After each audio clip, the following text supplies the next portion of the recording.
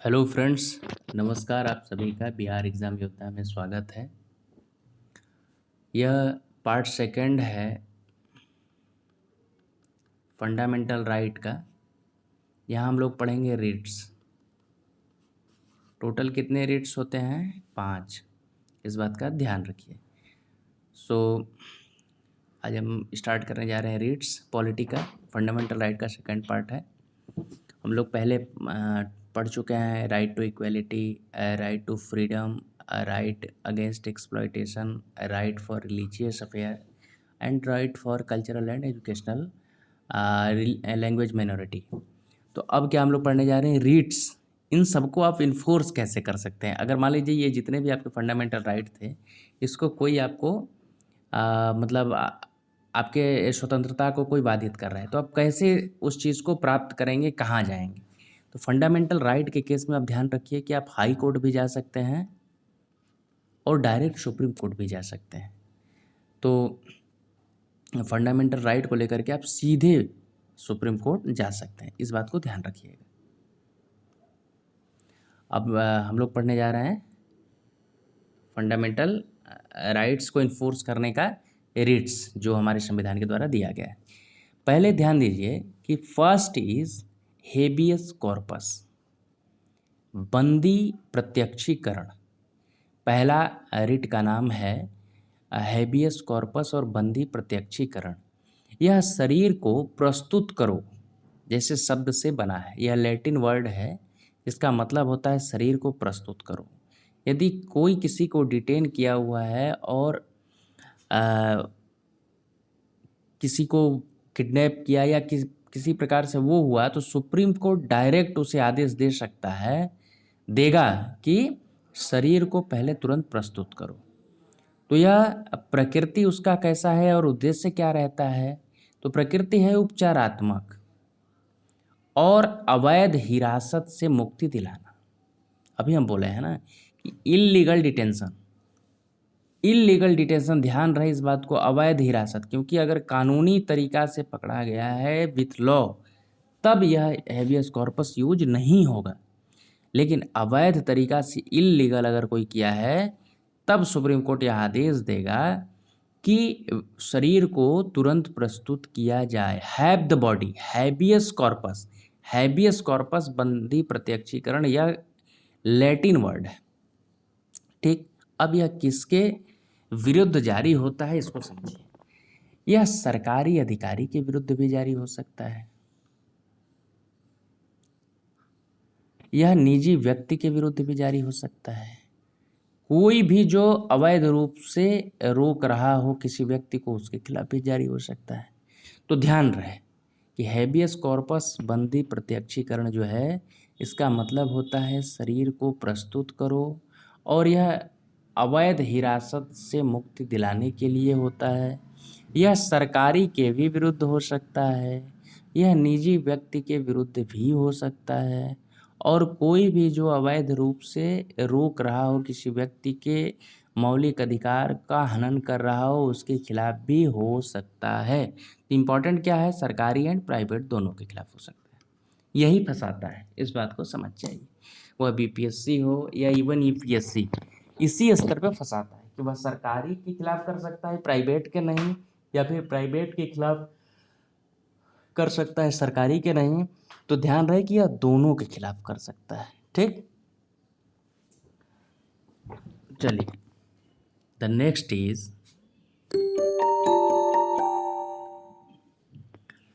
परमादेश। क्या है? परमादेश, मैंडेमस। इसमें इसका क्या मतलब है? इसका मतलब है इस लैटिन वर्ड का, मैंडेमस का, कि हम आदेश देते हैं। कौन? कोर्ट। अनिवार्य सार्वजनिक कर्तव्य और पालन करना है, इसका उद्देश्य होता है। और यह किसके खिलाफ हो सकता है? यह सार्वजनिक निगम, कॉरपोरेशन, अधीनस्थ न्यायालय या प्राधिकरण, ट्रिब्यूनल, या सरकार, गवर्नमेंट के खिलाफ। यह प्राइवेट व्यक्ति के खिलाफ नहीं होगा। इस बात को समझिए, जानिए, क्योंकि क्वेश्चन यह नहीं पूछेगा, क्वेश्चन यहाँ से आएगा। ठीक, हम क्या कह रहे हैं कि पहला जो है अब बंदी प्रत्यक्षीकरण हेबियस कॉर्पस वह सरकारी और प्राइवेट दोनों के खिलाफ हो सकता है, और वह इसलिए होता है कि अवैध हिरासत से बाहर मुक्ति दिलाना। अगर वह लीगली पकड़ा गया है, गलत कर रहा था, तो उसको कोई उसमें यह हेबियस कॉर्पस लागू नहीं होगा। इस बात को समझिए, बात को डीपली। कोई बस केवल यह बता के चला जाता है यूट्यूब पे, और काफ़ी व्यू भी आप लोग देख रहे हैं, मिलियंस में व्यू है, 1 मिलियन 2 मिलियन, और आप जो इतना डिटेल्ड में आपको इन्फेसिस करके करा रहा है उसको अगर नहीं करिएगा तो no one is working for you, आपके लिए कोई करने जा नहीं रहा है, क्योंकि आप अप्रिशिएट ही नहीं कर रहे हैं। तो इस वजह से you should appreciate, do like, share and subscribe. तो इन सब चीज़ों को आप नहीं करेंगे तो भाई आपके पास मोटिवेशन क्या रहेगा कि आपके लिए करने आए। तो इस चीज़ को समझिए। अब जो है थर्ड क्या है? प्रतिषेध, प्रोहिबिशन, मना करना। इस लैटिन वर्ड का स्पष्ट तौर पे मतलब होता है कि किसी कार्य को मना करना। अब क्या है मना करना का क्या मतलब है? कार्यवाही पूर्ण होने से पहले रोकना। यह किसे कह सकता है कोर्ट, सुप्रीम कोर्ट? न्यायिक प्राधिकरण को, जुडिशियल ट्रिब्यूनल को, या अर्ध न्यायिक प्राधिकरण को। तो कार्यवाही पूर्ण होने से पहले रोक सकता है। ठीक, इस बात को ध्यान रखिए कि पहले में हम क्या बोले हैं और दूसरे में क्या है। अब जो है उसे फोर्थ हम लोग को पढ़ना है। फोर्थ क्या कह रहा है मेरे दोस्त? फोर्थ है सेरिशरी, उत्प्रेक्षण। उत्प्रेक्षण का क्या मतलब होता है? कि प्रमाणित किया जाता है। इस लैटिन वर्ड का मतलब है कि प्रमाणित किया जाता है। इसका उद्देश्य क्या है मेरे दोस्त? लंबित मामलों का स्थानांतरण व आदेश रद्द करना। जैसे कोई गलत जजमेंट दिया हो कोर्ट के द्वारा, किसी कोर्ट के द्वारा आया हो, तो सुप्रीम कोर्ट उसे क्या कर सकता है? रद्द कर सकता है उस आदेश को। यह किसके खिलाफ हो सकता है? न्यायिक, अर्ध न्यायिक, प्रशासनिक निकाय, जब व्यक्तिगत अधिकार प्रभावित हों। इस बात का ध्यान रखिएगा, तब प्रशासनिक निकाय। अब फोर्थ इज क्यूओ वारंटो। मेरे भाई क्यूओ वारंटो का मतलब होता है, यह एक लैटिन वर्ड है जिसका मतलब है किस अधिकार से। जैसे मान लीजिए कोई आपको एक झापड़ मार दे, आप पूछेंगे भाई किस अधिकार से मारे हैं? अच्छा, आप पिताजी हैं तो मार सकते हैं, आप भाई हैं तो मार सकते हैं। एक जनरली एक बात कह रहे हैं, हालांकि कोई किसी को मार नहीं सकता है भाई, दे फंडामेंटल राइट है। एक मतलब जनरल परसेप्शन होता है कि भाई पिताजी हैं, गुस्से में अगर एक झापड़ मार दिए तो कोई बहुत बड़ी बात नहीं। लेकिन अगर कोई तीसरा ही व्यक्ति आके मार दिए तो आप पूछेंगे भाई किस अधिकार से आप मार दिए।